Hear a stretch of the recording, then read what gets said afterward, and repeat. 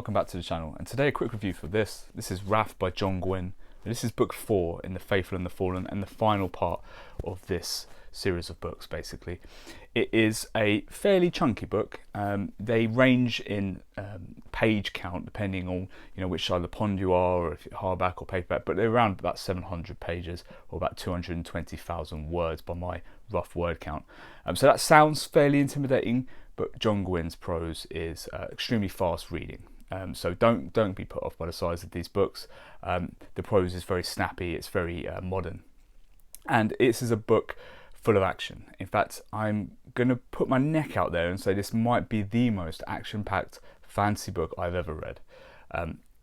John Gwynne kind of just ratchets up the pace and the stakes. No one feels safe in this series, and especially not in this book. No matter if it's your favourite character or the character you hated the most, it's really hard to tell who's going to live and who's going to die.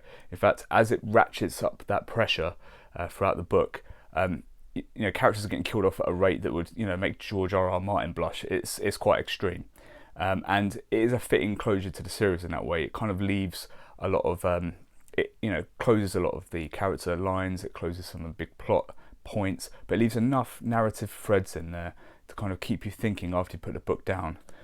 What's going to happen in this world next, thinking about what the certain characters' lives might look like after so much death, after so much sacrifice has gone into the series. Now, I won't spoil any of the book for you. I never do in any of my reviews, but it's safe to say that this is a book that might make you feel certain things towards certain characters. It's an extremely consistent series, The Faithful and the Fallen. I've given most of the books in the series a similar kind of score out of 5.